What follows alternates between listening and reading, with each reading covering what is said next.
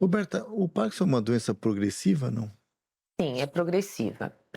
Principalmente relacionada à doença de Parkinson, na maioria dos casos, ela é lentamente progressiva. Por isso que nós temos que realmente estar muito atentos em relação ao acompanhamento desses pacientes e em relação a como nós devemos cuidar desses pacientes nessas diferentes etapas. Bem, existe uma forma, Roberta, de prevenção? Infelizmente, não, ainda. Existem muitos estudos, eu acho que eu brinco e falo, quanto mais a gente estuda a doença de Parkinson, mais a gente tem que estudar a respeito da doença de Parkinson. Nós não temos uma prevenção, mas nós temos, hoje em dia, houve uma mudança de paradigma em termos de tratamento da doença de Parkinson.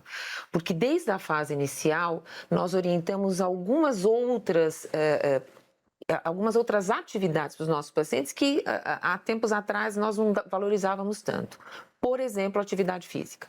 Hoje em dia existem estudos que mostram que talvez a atividade física até agora seja a única coisa que consiga modificar um pouco a evolução da doença, principalmente relacionado ao equilíbrio e à marcha. Então, hoje, nós deixamos de recomendar a atividade física e ela passa a ser uma prescrição neurológica. Para tudo, né? Para tudo. Não só para... Mas para a doença de Parkinson realmente é muito Incrível. importante. Então é a única Muito forma importante. de prevenir. Ajuda na diminuição dessa evolução da doença. Então o paciente muda o estilo, os hábitos de vida, estilo de vida, mudança de dieta. Muitas vezes o paciente tem obstipação intestinal, então é muito importante a gente melhorar esse sintoma e principalmente relacionado à absorção dos fármacos antiparkinsonianos.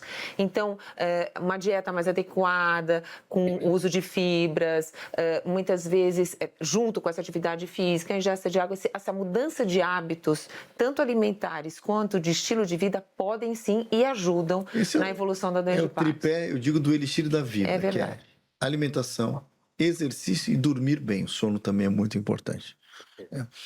Muito bem. Prevenção, então, é o exercício, né? E as linhas novas de pesquisa, Rubens, tem alguma, não?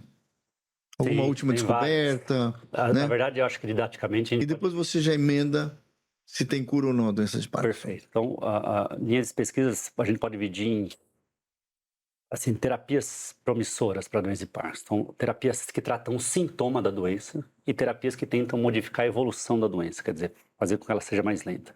Então, terapias sintomáticas, a gente tem a perspectiva, inclusive, de vir para o Brasil esse ano, uma medicação que é uma dopamina subcutânea. Então você tem uma bomba, porque a levodopa, quando a gente dá, ela tem muitas flutuações via oral. Então tem uma bomba subcutânea. A bomba de infusão fica mais Exato, fácil. parece uma bomba de insulina, vamos dizer assim, Então, já está sendo usada em vários lugares do mundo. Que você consegue ter uma estabilidade maior ao longo do dia, inclusive à noite, porque a bomba fica 24 horas ligada. Então essa é uma perspectiva para aprovação na Anvisa, inclusive no primeiro semestre no Brasil, a gente tem em breve aqui com a gente. Então é uma terapia sintomática. Terapias modificadoras de doença, eu diria que tem 5 grandes grupos sendo estudados. Uma é a célula-tronco, inclusive tem saído na mídia, foi aprovada no Japão esse ano, a célula-tronco para doença de Parkinson, ainda um estudo bem pequeno, eles vão agora ampliar para 35 pacientes, mas mostrou no estudo publicado na revista Nature que em 2 anos os pacientes melhoraram, depois é uma cirurgia que você coloca as células-tronco no cérebro que produzem dopamina,